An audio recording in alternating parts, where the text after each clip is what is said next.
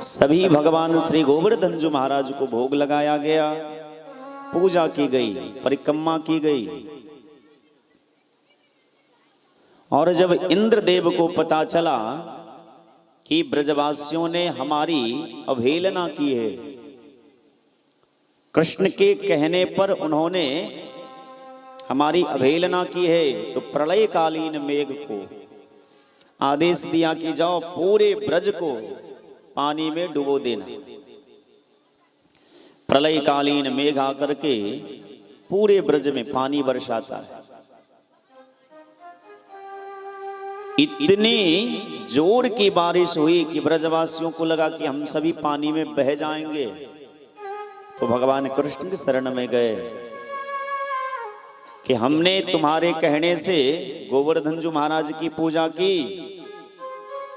अब देखो इंद्र उग्र होकर के, क्रोधित होकर के हम लोगों को पानी में डुबो देना चाहते। भगवान ने बड़ी सुंदर बात कही कि जिस भगवान की हम लोगों ने पूजा की है, जिनकी शरण में गए हैं, वही हमारी रक्षा भी करेंगे। और ब्रजवासियों को लेकर के भगवान श्री कृष्ण पुनः गोवर्धन जी के पास आते हैं। 7 साल की उम्र में, केवल 7 वर्ष की आयु है, और 7 दिन 7 रात तक 7 कोष के गिरिराज को इस कनिष्ठिका उंगली पर उठा करके सभी ब्रजवासियों को प्रलयकालीन मेघ के जल से रक्षा किया। कई दिन तक जल बरसते रहे। इंद्र को लगा कि अब तो सारे ब्रजवासी बह गए होंगे पानी में। आकर के देखा तो ब्रज में तो धूल उड़ रहा है, यहां तो एक बूंद भी पानी नहीं है। तब भगवान की महिमा का पता चला। इससे पहले तो कृष्ण को सामान्य बालक समझता था इंद्र। चरणों में आकर के प्रार्थना किया, निवेदन प्रणाम किया, परिक्रमा लगाई, और अंत में प्रणाम करके इंद्रदेव अपने धाम को चले जाते हैं, स्वर्ग चले जाते हैं। जब से भगवान ने इस प्रकार से गोवर्धन जी महाराज की पूजा कराई, इंद्र के क्रोध से बचाया, कालिए नाग के विष से ब्रजवासियों की रक्षा की, बड़े बड़े दैत्यों से रक्षा की, तो गोपियों का मन जो है भगवान में और अधिक लग गए। और धीरे धीरे धीरे सभी गोपियां भगवान को अपना पति मानने लगी।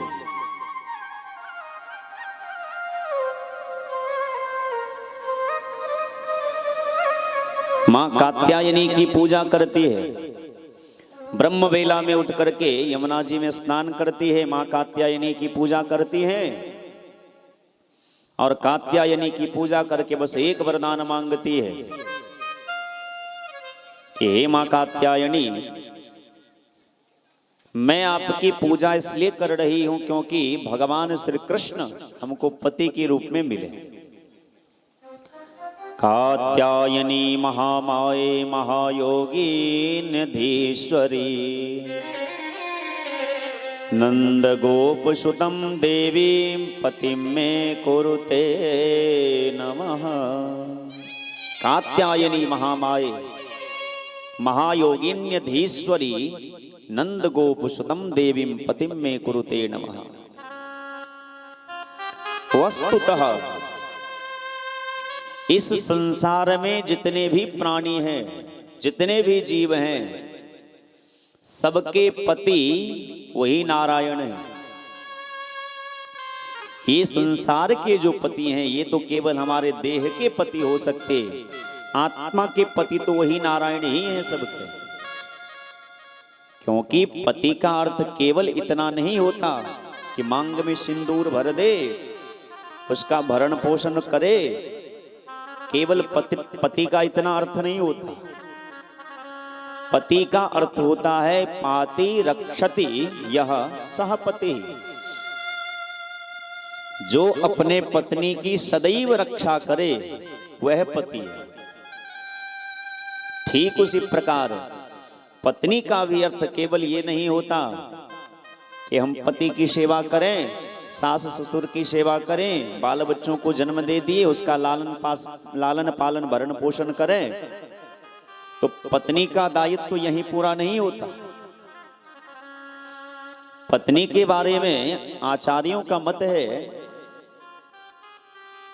कि पतनात त्रायते यासा पत्नी, जो पतन होने से, जो गिरने से बचावे, पत धातु से पत्नी शब्द बनता है। तो पत का उल्टा लिखिएगा तो क्या होगा? तप होगा। पत का उल्टा तप होगा। वही वास्तविक पत्नी है संसार में, जो अपने पति को गिरने से बचा करके तपस्या में लगा दे, भगवान के भजन में लगा दे। वही सच्ची पत्नी है, वही धर्म पत्नी है। और जो पत्नी ऐसा नहीं करती है, अपने पति को भगवान से विमुख कर देती है, वो धर्म पत्नी नहीं, वो भोग पत्नी होती है। वो केवल भोग्य है, भोग करने के योग्य है, वो धर्म पत्नी नहीं कहलाती। तो समस्त गोपियां जाती है, यमुना जी में स्नान करती हैं और कात्यायनी मैया की पूजा करके वरदान मांगती है कि कात्यायनी महामाये महायोगी निधीश्वरी नंद गोप सुतम देवी पति में कुरुते नमः। जिन लड़कियों को सुंदर पति चाहिए, उनको इस मंत्र का 1.25 लाख जप करे। यदि वो 1.25 लाख इस मंत्र का जाप करे तो सुंदर पति की प्राप्ति होती है। पत्नी, और जिनको पत्नी चाहिए, क्योंकि एक पत्नी ऐसी होती है जो घर में आए तो स्वर्ग जैसे, घर को भी नरक जैसा बना देती है, और एक पत्नी ऐसी होती है जो नरक जैसे घर को भी स्वर्ग जैसा सुंदर बना देती है। एक पत्नी का पैर जब किसी के घर में पड़ता है तो दिन दुगुनी रात चौगुनी होती है, और एक पत्नी ऐसी होती है जब पति के घर में पैर रखती हैं, जो था वो भी नष्ट हो जाता। तो जीवन में पत्नी का भी बड़ा महत्वपूर्ण स्थान है। इसलिए जिनको सुंदर पत्नी चाहिए, वो पत्नी मनोरमाम देहि मनोवृत्तानुसारणीं तारणीं दुर्ग संसार सागरस्य कुलोद्भवां। वो इस मंत्र का 1.25 लाख जप करे तो आचार्यों का मत है कि उसकी मनोकामना पूर्ण होती है। श्रीमद् भागवत महापुराण में अनेक प्रकार की विधि बताई गई है। जिनको पुत्र चाहिए उसके लिए अलग विधान है, जिनको पत्नी चाहिए उसका अलग नियम है, जिनको पति चाहिए सुंदर उसका अलग सिद्धांत है। जिस जिस कामना से भगवान की पूजा की जाती है, भगवान वो सभी मनोकामना को पूर्ण करते हैं। और जिनको कुछ नहीं चाहिए, ना पत्नी चाहिए, ना पति चाहिए, ना बेटा चाहिए, ना बेटी चाहिए, ना धन चाहिए, ना भोग चाहिए और ना मोक्ष चाहिए। कुछ भक्त भगवान के ऐसे भी होते हैं जो मोक्ष की भी कामना नहीं करते। ऐसे कौन भक्त हैं? श्री भरतलाल जी। बड़ी सुंदर बात, तीर्थराज प्रयाग में जाकर के तीर्थराज से मांगा, अर्थन धर्मन काम रुचि गति न चहो निर्वाण, जन्म जन्म रति राम पद यह वरदानन आन। ना अर्थ चाहिए, ना धर्म चाहिए, ना काम चाहिए, ना मोक्ष चाहिए, अर्थन धर्मन काम रुचि गति न चहो निर्वाण। तो क्या चाहिए? जन्म चाहिए। लोग जन्म बंधन के चक्कर से मुक्त होना चाहते हैं, पर भगवान के कुछ ऐसे अद्भुत भक्त भी होते हैं जो बार बार जन्म लेना चाहते हैं। क्यों? क्योंकि बार बार जन्म लेकर के भगवान के चरणों के प्रेम के पद को प्राप्त करना चाहते हैं। जन्म जन्म रति राम पद यह वरदानन आन। तो श्री सुखदेव बाबा ने कहा कि जिनको कुछ नहीं चाहिए वो क्या करें? तो अकामः सर्व कामो वा मोक्ष काम उदारधि तीव्रेण भक्ति योगेन यजेत पुरुषं परम। जिनको कुछ नहीं चाहिए, अकामः सर्व कामो वा मोक्ष काम उदारधि तीव्रेण भक्ति योगेन यजेत पुरुषं परम। परम पिता परमात्मा की भक्ति करनी चाहिए। तो जब गोपियां जाती है कात्यायनी की पूजा करती है और मां कात्यायनी से वरदान मांगती है कि भगवान कृष्ण ही हमारे पति हों, नंद गोप सुतम देवीम, हे देवी हे भगवती, नंद के पुत्र ही हमारे पति हों। तो वास्तविक पति तो भगवान ही है सभी जीवों के। ठाकुर जी कन्हैया ने मन में विचार किया, ये गोपियां पति के रूप में तो मुझे प्राप्त करना चाहती हैं, लेकिन शास्त्र के विरुद्ध, मर्यादा के विरुद्ध कार्य करती है। क्या? सिद्धांत कहता है, नियम कहता है कि कभी भी पूरा वस्त्र उतार करके स्नान न करें, कभी भी। खास करके जलाशय में, तीर्थ में, नदी में पूरा वस्त्र उतार करके कभी स्नान नहीं करना चाहिए। लेकिन ये गोपियां क्या करती है? पूरा वस्त्र उतार करके, नग्न हो करके यमुना जी में स्नान करती है। ये शास्त्र के मर्यादा के विरुद्ध है। तो एक दिन भगवान क्या किए, जब गोपियां स्नान करने ब्रह्मवेला में जा रही थी, भगवान उनके पीछे पीछे हो गए। और जब गोपियां यमुना के तट पर पहुंचती है, अपना सारा वस्त्र उतार करके यमुना जी के जल में प्रवेश कर जाती हैं, तो भगवान ने चुपके से सभी गोपियों के वस्त्र चुरा लिए और वस्त्र चुरा करके कदम्ब के वृक्ष पर जाकर के बैठ गए। आपने तस्वीर के माध्यम से भी भगवान की यह दिव्य लीला का दर्शन किया होगा। चित्रकार लोग बड़ी सुंदर तस्वीर बनाते हैं और भगवान के इस दिव्य लीला का रसपान, लीला का दर्शन सबको होता है। जब गोपियां स्नान करके ऊपर आने लगी तो देखती हैं कि किनारे जहां मैंने वस्त्र रखा था वहां तो वस्त्र है ही नहीं। तो चारों तरफ नजर दौड़ाई, उस कदम वृक्ष के ऊपर भगवान श्री कृष्ण दिखाई दिए। अपने गुप्त अंगों को अपने हाथ से ढकने लगी, बड़ी शर्मा गई और भगवान से प्रार्थना किया कि कन्हैया, हम सभी गोपियों के वस्त्र वापस कर दो।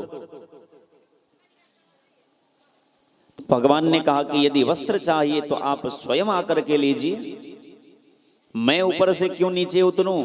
आप स्वयं पानी से ऊपर आइए, तट पर आइए, मैं आपको वस्त्र दे दूंगा।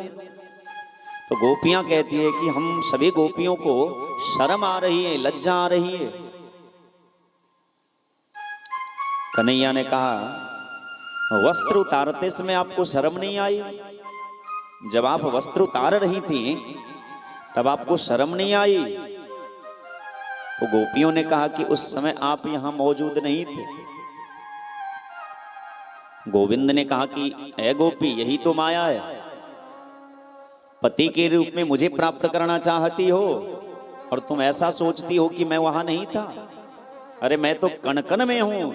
जिस प्रकार से हर एक लकड़ी में आग रहती है पर दिखाई नहीं देती, कब दिखाई देती है? जब दो लकड़ी को लेकर के आपस में घर्षण करते हैं, घिसते हैं, तो उस लकड़ी में छुपी हुई आग प्रकट हो जाती है। जैसे दूध के एक एक बूंद में घी रहता है, लेकिन घी का दर्शन नहीं होता, उसकी जब प्रक्रिया की जाती है उसके बाद घी दिखाई देता है। उसी प्रकार सर्वम विष्णुमयम जगत, पूरे संसार में कण कण में भगवान व्याप्त हैं। अब हमें भगवान न दिखाई दे तो इसमें भगवान का क्या दोष है? इसमें तो हमारी दृष्टि दोष है, हमारी दृष्टि में दोष है, दृष्टि में अवगुण है जो भगवान दिखाई नहीं देते। भगवान तो कण कण में है। तो गोपियों से भगवान ने कहा कि यही आपकी माया है, और जब तक माया का पर्दा हटेगा नहीं तो माया के पर्दे के पीछे जो भगवान बैठे हैं उनका दर्शन नहीं होगा।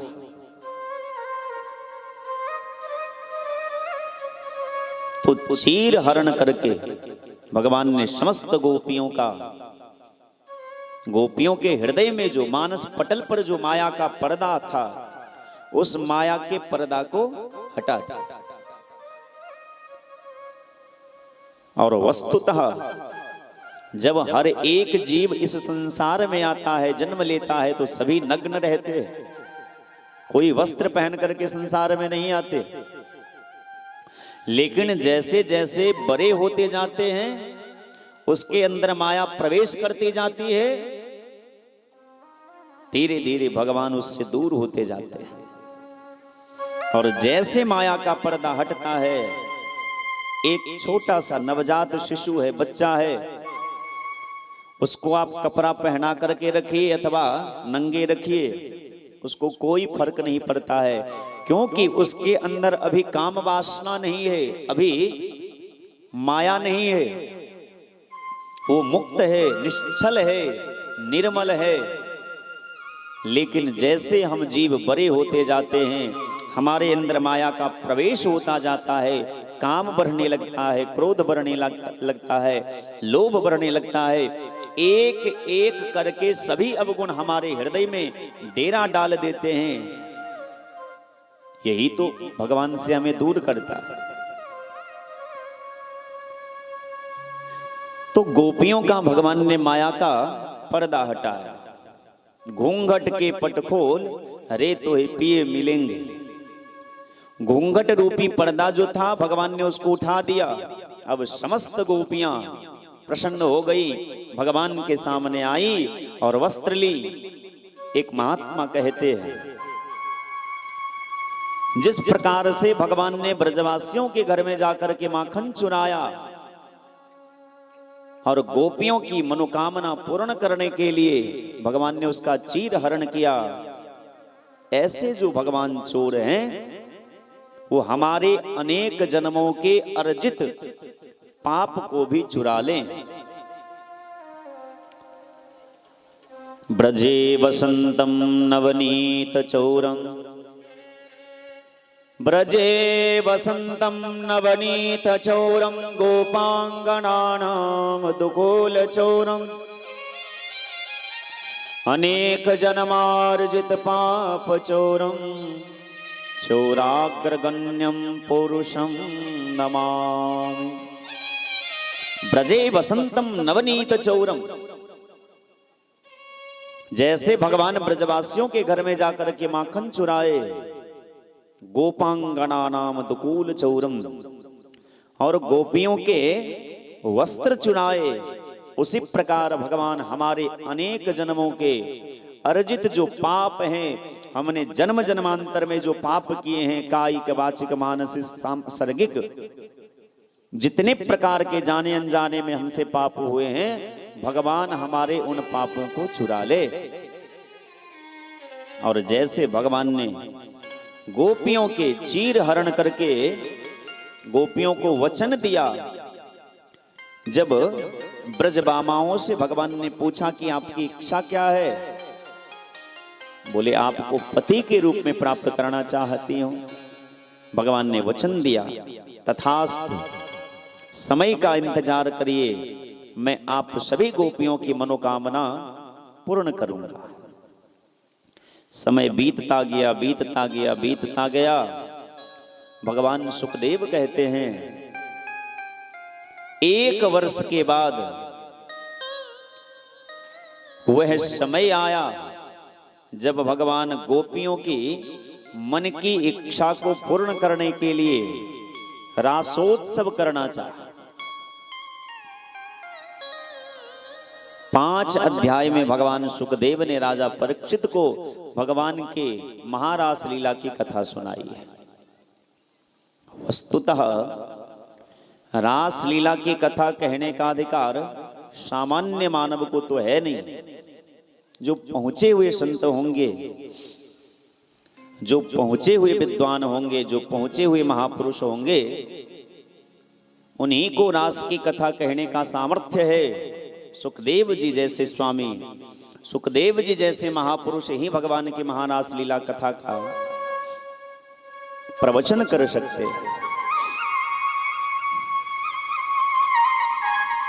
लेकिन गुरु प्रसाद से प्राप्त जो फल मिला है हमें, गुरु की कृपा से जो प्रसाद मिला है हमें, हम वही आप लोगों में वितरण करना चाहेंगे। शरद ऋतु की रात है,